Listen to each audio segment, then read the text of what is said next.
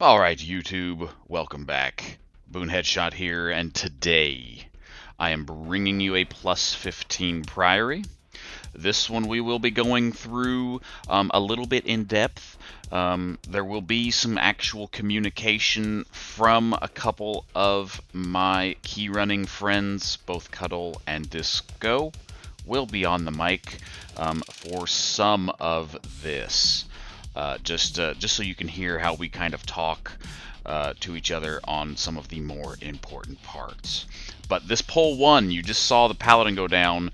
He actually pulled threat there. Supposedly, Blizzard has fixed some of this as we go forward.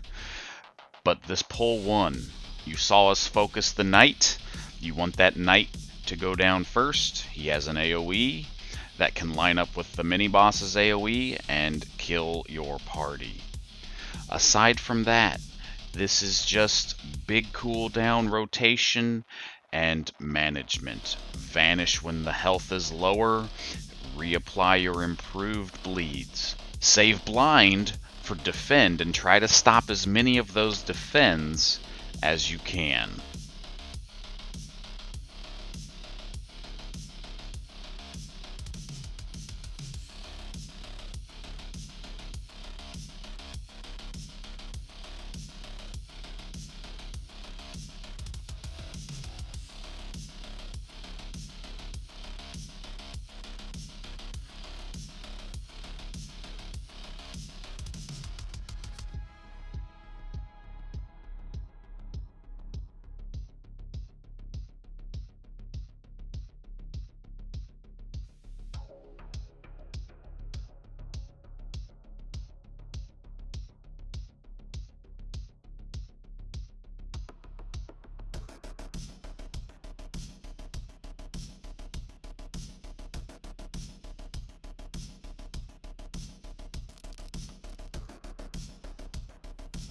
As we begin the second mini-boss here, make sure you've either got her as a focus or you've got her cast bar that you can read easily, so that whenever she begins that lunging strike, you can get away from your team members. Because that lunging strike, when it targets somebody, it will target the location that you were at when the cast goes off, and then does an AoE attack at that location that applies a very hard-hitting bleed to everybody struck. So if you've got the movement speed, you can continue running after that cast goes off, or you can use Shadow Step to either Shadow Step to a friendly or a different enemy and completely dodge the attack and the bleed altogether.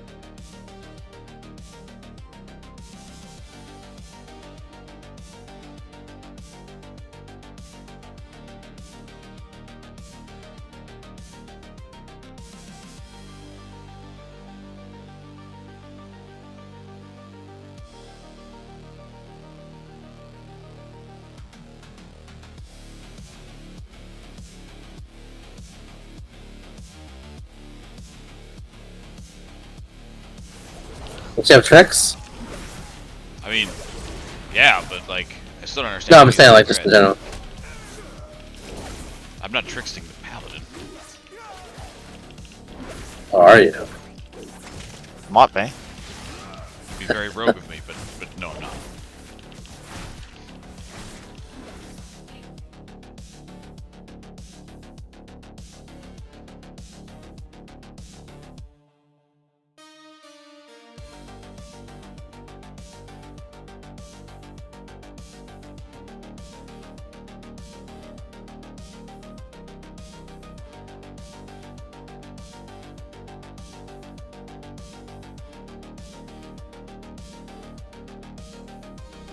Remember, as we fight this priest, when she throws up that reflective shield right there, use Cloak of Shadows to negate all that poison damage coming back to you. You will melt yourself if you're not careful.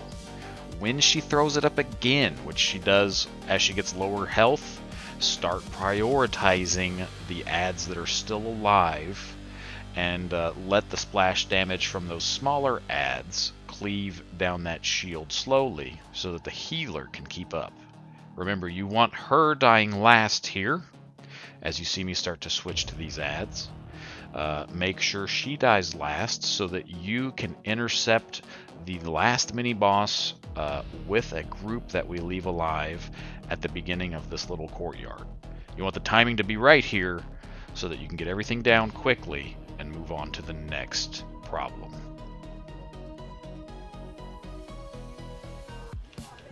Oh, this is illegal. Illegal. Illegal maneuver. Not legal. Hmm. Right on farts. Cooldowns You are just back. Do I kick. use them? Be careful.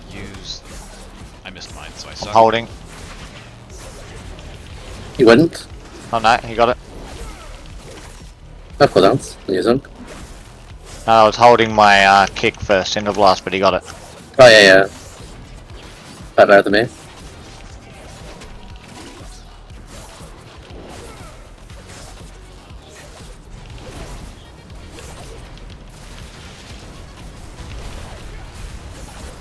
I don't like this. It's really shitty. Kick pushed me way far away. Kick. Yeah, sorry, I was way too far out. Oh, I have aggro. Sucks. Got it back. Your kick on Cinder Blast.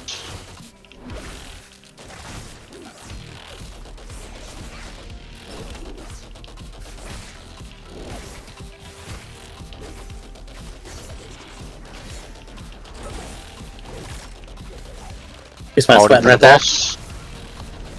He's gonna bleed out during that. There we go. He ran out of bloods. Excellent. Remember here as we start this fight, as the Assassination Rogue, to maintain your 3 bleeds on both targets at all times. You want to coordinate with the healers or anybody that's got the external AoE defensives to link those together for each one of these radiances that are going to come out from the priest. Here is the first one, and we see that the priest is up in the air helping us through that one. The demon hunter will help us with darkness after that, and personals for the third one. The priest is trying to save barrier for the big pole that comes after this boss. So no matter what combination you have in your party, talk amongst yourselves to make sure that you can link everything together for the important parts. You don't want to overlap because it may get you killed.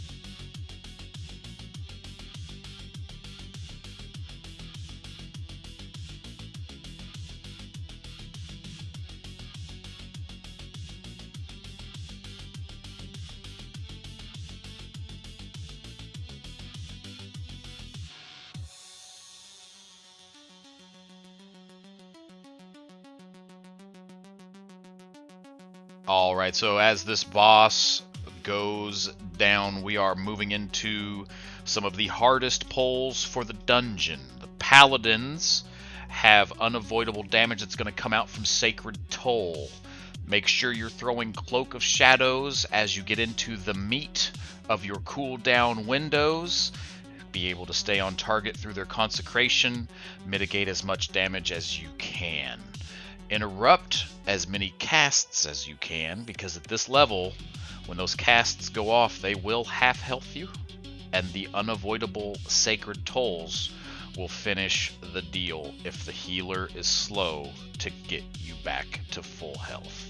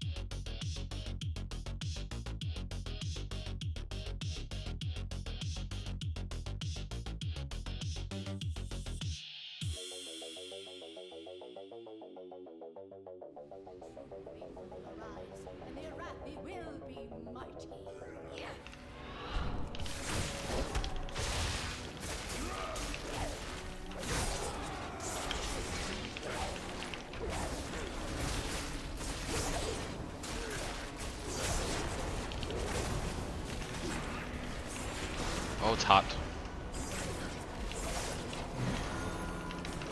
Oh, I can't get an interrupt off. There we go. I can't kick that heal. We're not failing here again. I don't know if that even does anything, but I'm using it.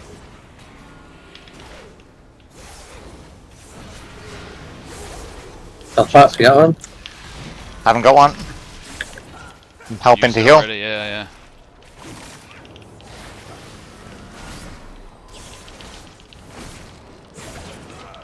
Cooldowns.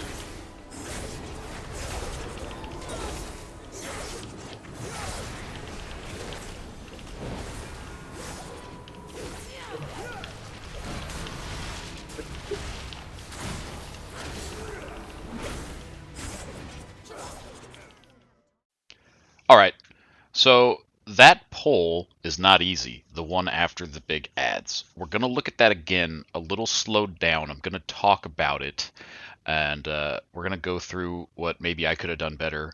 But overall, that second group, the big group right there before that boss, is what will usually kill the group. So everybody has to be on their game with those interrupts. All right, so we jump in. It's going to be 3 paladins in the poll. Lots of consecration going down. Lots of those sacred tolls that go out that can half health you. So you have to be watching for not only that, which is mostly unavoidable damage, but all of those casts that are going off from this caster heavy group. You can see I'm trying to get in there to try to get that kick off, but they're just a little too far in, and I end up having to burn the blind, which I can at least use to interrupt it, even though they start casting again right away. Anything that you can do to stop that extra damage during this pull will be the difference between you living and dying. As you see the tolls come out, and even with the heals there, you see me proc cheat death, which I took just for this, because it's so hard to anticipate trying to use elusiveness with evasion. Um, to help with that damage mitigation. But as they finally start to get grouped up here, I throw the cooldowns out, Death Mark goes out to really try to kill those paladins as quickly as possible. And that's pretty much the fight here. Make sure that you can keep an eye on one or two casters. If you've got group coordination, pick a mark and sit on it. Back to the fights.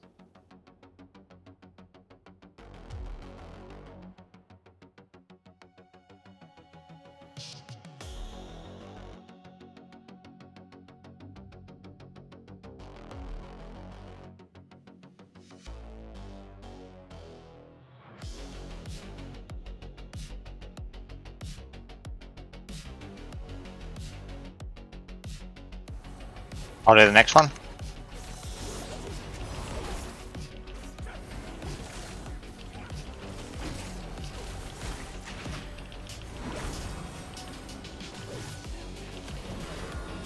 I buried. I got Feint going. I got all my defensives up. Hit, do it. Oh, the priest grabbed one.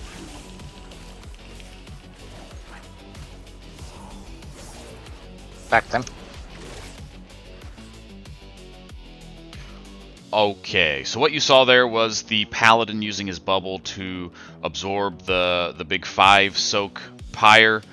As a rogue, you can get the 3 soak pyre by yourself. We mentioned it at the beginning of this dungeon that I was going to go for it, but between like the tank and the healer, I think they just kind of forgot about that strategy because I didn't really get an opportunity to do it. So you'll see me throw cloak during one of these just to take the damage off and help the healer get through everybody else's that cannot mitigate it. But as a rogue, you can take care of a 3 stack by yourself, or you can help get half of a 5 stack pyre. So again, it goes back to that communication and making sure everybody's on the same page. You can take the first 2 of a 3 stack and then cloak and get the 3rd one, and then you're only going to have to be healed through that 1 damage over time debuff from taking it. If you try to get all 3 before cloaking, you will probably die just because of the amount of damage that goes out from having that debuff stacked on you twice will kill you before you get the chance to get that 3rd soak off and then clear it with Cloak of Shadows. So keep that in mind and be careful when you go for it.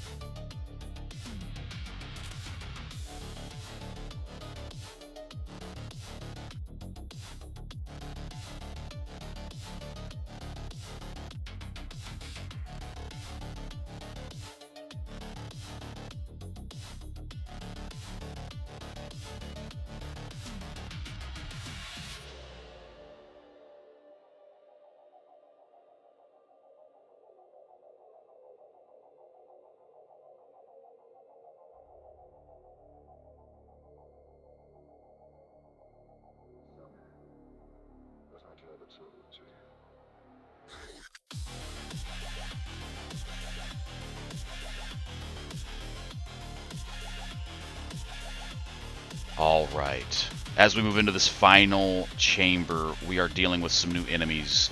We now have a mage that will throw a fire bolt nova that needs to be interrupted.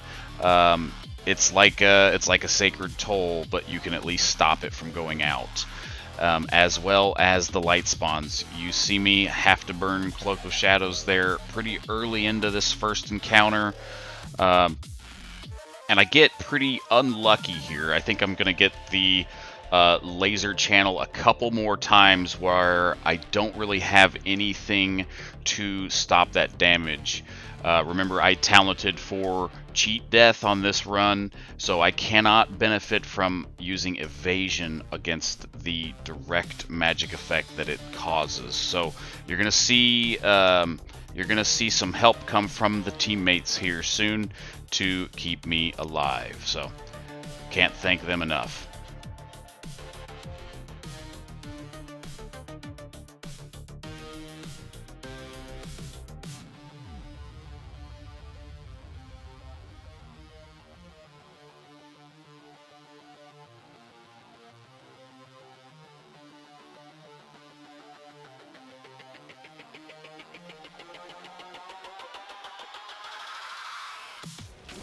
Gonna sack whoever gets it next. I'll give it to me if I have invis. I got Boone. Thank you. I got a kidney coming out on the unmarked priest.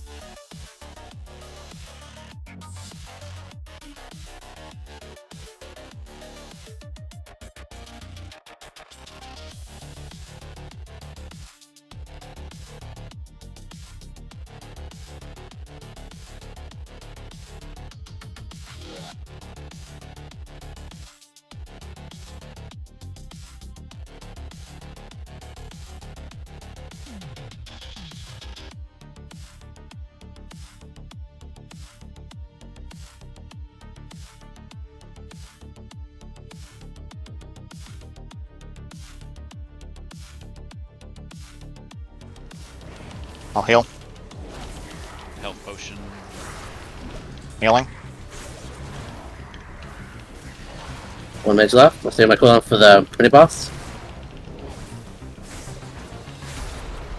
Light spawn on the paladin. Helen had nothing. There's a Helen barrier. had nothing. There's a barrier. That's all I had. I don't know for the mini boss, but you live. Live-er.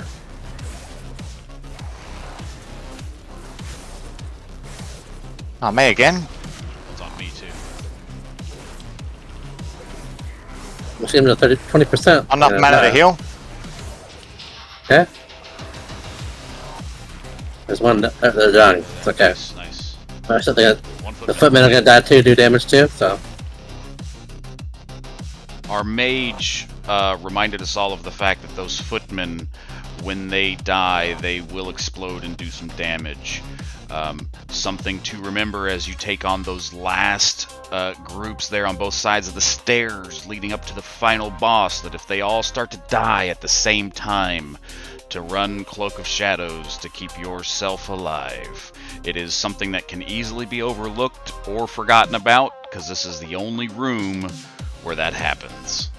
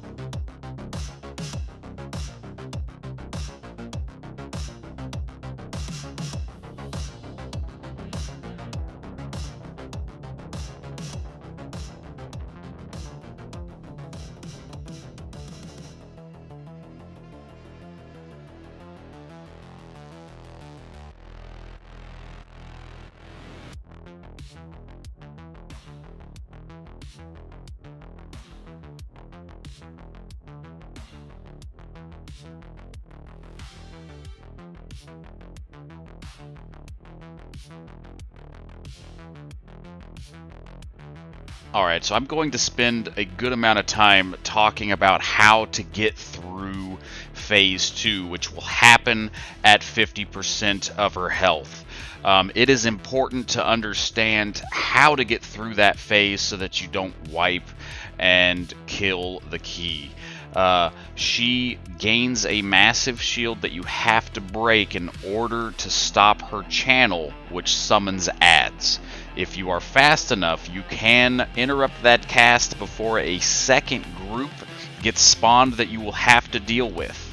At this level, the adds will most certainly kill one or the entire party. You want to use as much crowd control effects that you have, which is why that crippling poison is going to come into play. The adds do percent-based damage to anything around them, including themselves, which is why they die off eventually.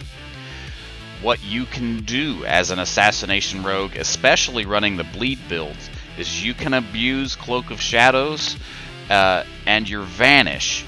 So you'll get 6 seconds of invulnerabilities around those adds. Use evasion as well to try to reduce that damage that's going out to you.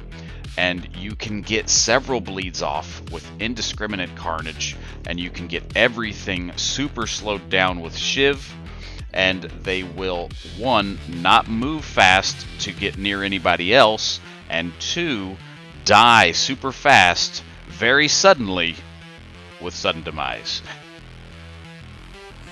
Hearken to the flame. Rob our ancestors.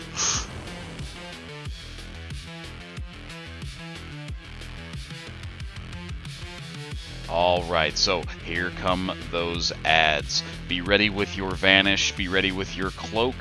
Get as many bleeds out as you can for that first couple seconds, and then get out of town.